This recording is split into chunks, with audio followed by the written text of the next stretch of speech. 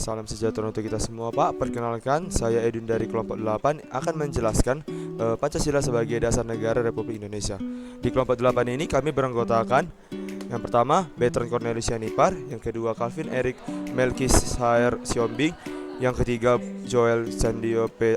Aritonang, yang keempat Glenn Sofian Pardede, yang kelima Sunanda Erika Munte, yang keenam Luciana Silaen, yang ketujuh Okidini Nigita Hutagalung, yang ke-8 Angel Lampita Lubis, yang ke-9 Nadia Arta Gracia Sirait, yang ke-10 Agnes Josepa Naibaho, yang ke-11 Herman Ronitua Siapahutar, yang ke-12 David Lodowik Sibolon, dan ke-13 Edwin Christopher Mantobing, dan ke-14 Aditya Putra Keliat, dan ke-15 Giana Nopan.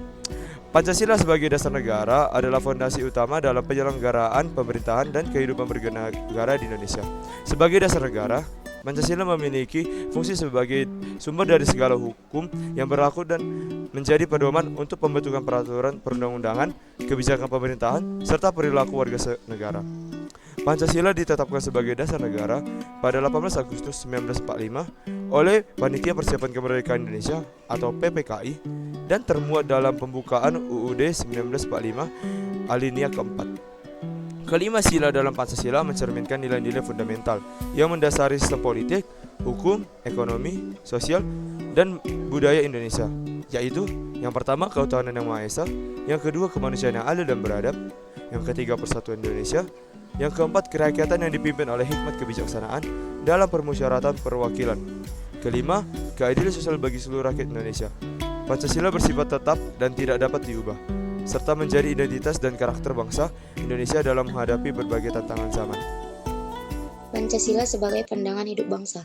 Pancasila merupakan pandangan hidup dan kepribadian bangsa yang nilai-nilainya bersifat nasional yang mendasari kebudayaan bangsa. Maka nilai-nilai tersebut merupakan perwujudan dari aspirasi atau cita-cita hidup bangsa. Ini diambil dari Muzyayin 1992 ayat 16. Pancasila sebagai pandangan hidup bangsa artinya nilai-nilai ketuhanan, kemanusiaan, persatuan, kerakyatan, dan keadilan diyakini kebenarannya, kebaikannya, keindahannya, dan kegunaan oleh bangsa Indonesia yang dijadikan sebagai pedoman kehidupan bermasyarakat, berbangsa, dan bernegara. Selanjutnya Pancasila sebagai pandangan hidup bangsa. Untuk yang pertama yaitu ketuhanan yang Maha Esa. Ini mengartikan bahwa sebagai warga negara Indonesia mempercayai dan bertakwa pada Tuhan. Contoh penerapan sila pertama dalam kehidupan sehari-hari, yang pertama hidup dengan kerukunan dan kedamaian antar umat beragama. Yang kedua, memberi kebebasan bagi setiap orang yang termasuk diri sendiri dalam melaksanakan ibadat sesuai yang dianut masing-masing. Yang ketiga, tidak membedakan orang dengan agama yang berbeda dalam sebuah pergaulan. Untuk sila yang kedua itu ada kemanusiaan yang adil dan beradab. Untuk maknanya itu yang pertama mengakui persamaan derajat, persamaan hak, dan persamaan kewajiban antara sesama manusia. Yang kedua itu saling mencintai sesama manusia. Yang ketiga mengembangkan sikap tenggang rasa. Yang keempat tidak semena-mena terhadap orang lain. Yang kelima menjunjung tinggi nilai kemanusiaan. Yang keenam gemar melakukan kegiatan kemanusiaan. Yang ketujuh berani membela kebenaran dan keadilan. Yang kedelapan bangsa Indonesia merasa dirinya sebagai bagian dari seluruh umat manusia. Karena itu kembangkan sikap hormat menghormati dan bekerja sama dengan bangsa lain. Baik, di sila yang ketiga yaitu Persatuan Indonesia, di mana sila ini memiliki nilai persatuan dan kesatuan, yang artinya mengharuskan setiap orang menghormati semua keanekaragaman yang ada di negara ini. Contoh penerapan yang kami cantumkan yaitu yang pertama adalah menjaga ketertiban dan keamanan di tengah masyarakat dengan persatuan yang dibina bersama. Yang kedua, meningkatkan toleransi sosial pada keberagaman di dalam masyarakat. Yang ketiga yaitu mendahulukan kepentingan negara. Baik, di sini ada Pancasila sebagai pandangan hidup bangsa. Sila keempat, kerakyatan yang dipimpin oleh hikmat kebijaksanaan dalam permusyawaratan atau perwakilan. Artinya dari sila ini adalah senantiasa mengutamakan kepentingan rakyat dan semua perilaku bersumber dari dari nurani yang menjadi pokok utama kebenaran dan keadilan. Contohnya yaitu saat yang pertama ada membuat keputusan dengan cara musyawarah untuk mufakat atau keputusan bersama. Yang kedua itu adanya tidak memaksakan pendapat sendiri pada orang lain. Yang ketiga ada aktif berperan dalam kegiatan yang ada di lingkungan masyarakat. Yang terakhir yakni pada sila kelima, keadilan sosial bagi seluruh rakyat Indonesia. Dan di sini yang pertama itu kita mengembangkan perbuatan luhur yang mencerminkan sikap dan suasana kekeluargaan dan gotong royong. Yang kedua itu bersikap adil. Yang ketiga menjaga keseimbangan antara hak dan kewajiban. Yang keempat menghormati hak-hak orang lain. Yang kelima suka memberi pertolongan kepada orang lain. Dan yang terakhir yakni menjauhi sikap kekerasan terhadap orang lain. Dasar negara adalah fundament atau landasan utama yang menjadi pedoman dalam penyelenggaraan kehidupan bernegara. Dasar negara berisi nilai-nilai, prinsip, dan cita-cita yang menjadi acuan dalam pembentukan hukum, kebijakan, serta sistem pemerintahan suatu negara. Di Indonesia, dasar negara adalah Pancasila, yang menjadi sumber dari segala hukum dan pedoman dalam kehidupan berbangsa dan bernegara. Pancasila terdiri dari 5 sila yang mencerminkan nilai-nilai fundamental yang dijadikan pegangan dalam penyelenggaraan negara. Secara umum, dasar negara memiliki beberapa fungsi utama, yaitu pertama, sebagai pedoman dalam penyelenggaraan negara. Yang kedua, sebagai sumber dari segala hukum yang berlaku. Ketiga, sebagai identitas dan jati diri bangsa. Keempat, sebagai pemersatu bangsa yang beragam. Dan yang terakhir, sebagai cita-cita dan tujuan negara.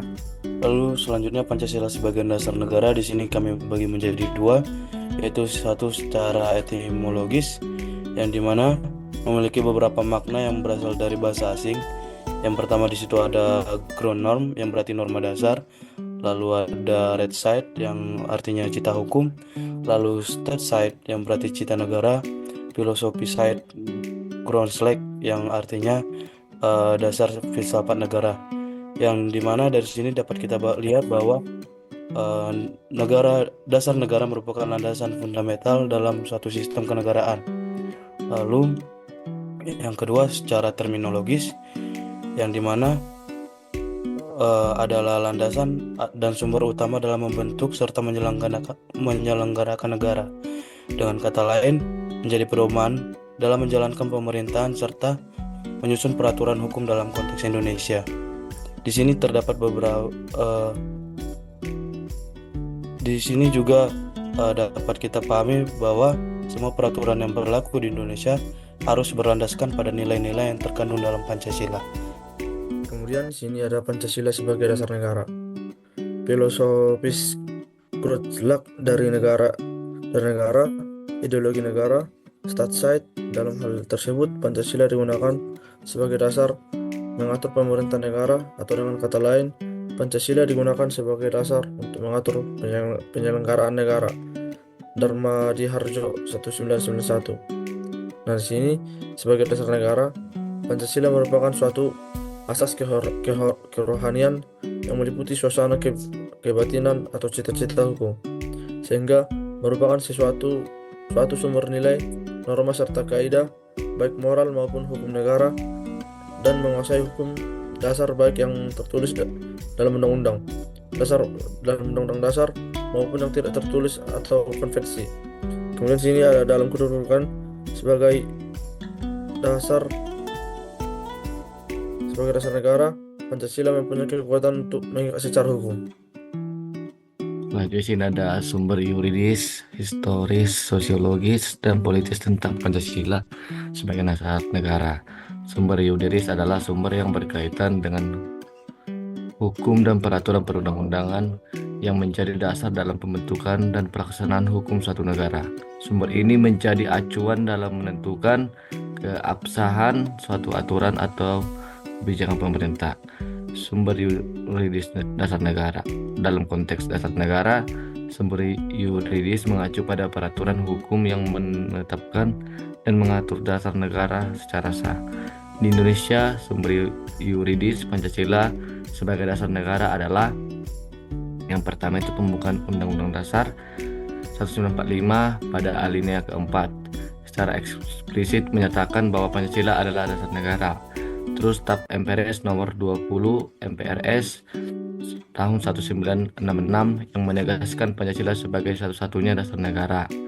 Terus pada yang ketiga itu ada TAP MPR nomor 5 MPR pada tahun 1973 dan TAP MPR nomor 9 MPR 1978, yaitu yang mengukuhkan Pancasila sebagai sumber dari segala hukum di Indonesia. Berikutnya adalah sumber sosiologis, adalah sumber yang berbasis dalam nilai kebiasaan, budaya, serta kondisi masyarakat dan menjadi dasar dalam pembentukan hukum dan kebijakan suatu negara. Sumber ini berasal dari realitas sosial yang berkembang di tengah masyarakat dan menjadikan perkembangan dalam negara dan dalam konteks dasar negara. Sumber sosiologis mengacu pada kondisi sosial, budaya, dan sejarah bangsa yang terkait dengan dasar negara.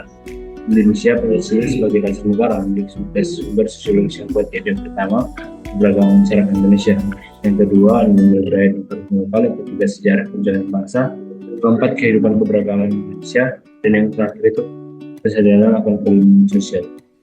Baik, selanjutnya sumber yuridis, historis, sosiologis, dan politis tentang Pancasila sebagai dasar negara.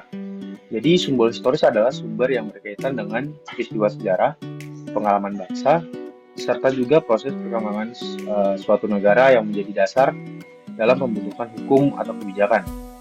Sumber ini didasarkan pada perjalanan sejarah yang melatar belakangi terbentuknya dasar negara. Pancasila sebagai dasar negara Indonesia memiliki sumber historis yang sangat kuat, yaitu berasal dari perjalanan panjang sejarah bangsa Indonesia, yang diantaranya terdiri dari nilai-nilai budaya dan kearifan lokal ketika sebelum masa kolonial. Juga ada pengaruh perjuangan ketika bersama-sama melawan penjajah, serta ketika perumusan Pancasila dalam sidang BPUPKI pada tahun 1945. Dan yang terakhir adalah ketika pengesahan Pancasila dalam pembukaan Undang-Undang Dasar 1945. Baik, berikutnya sumber yuridis, historis, sosiologis, dan politis tentang Pancasila sebagai dasar negara. Sumber politis mengacu pada peran dan pemikiran tokoh-tokoh politik dalam perumusan dasar negara. Dalam konteks Indonesia, perumusan Pancasila sebagai dasar negara tidak terlepas dari kontribusi para politis dan pemimpin bangsa yang berperan aktif dalam pembentukan konsep dasar negara yang sesuai dengan kondisi dan cita-cita kemerdekaan Indonesia. Beberapa tokoh yang merumuskan dasar negara, yang pertama Soekarno, yang kedua Muhammad Yamin, yang ketiga Soepomo, yang keempat Muhammad Hatta. Jadi kesimpulan yang kami dapat dari materi ini adalah Pancasila merupakan dasar negara yang berlandaskan nilai-nilai ketuhanan, kemanusiaan, persatuan, kerakyatan, dan keadilan sosial. Kedua, sebagai norma dasar atau Grundnorm, Pancasila menjadi sumber dari segala peraturan perundang-undangan dan pedoman penyelenggara negara. Ketiga, proses perumusan Pancasila melalui sidang-sidang penting seperti BPUPKI, Piagam Jakarta, dan PPKI menunjukkan bahwa Pancasila adalah hasil karya bersama yang mencerminkan aspirasi seluruh elemen bangsa. Keempat, Pancasila tidak hanya berfungsi sebagai dasar hukum dan ideologi negara, tetapi juga sebagai identitas dan mengikat masyarakat Indonesia dalam mencapai keadilan sosial, persatuan, dan kesejahteraan. Terakhir, yang kelima, aktualisasi nilai-nilai Pancasila oleh seluruh lapisan masyarakat, terutama generasi muda, sangat diperlukan untuk mengatasi tantangan zaman dan menjaga kesatuan serta kemajuan bangsa. Sekian dari presentasi kami. Jika ada kesalahan, mohon maafkan. Terima kasih.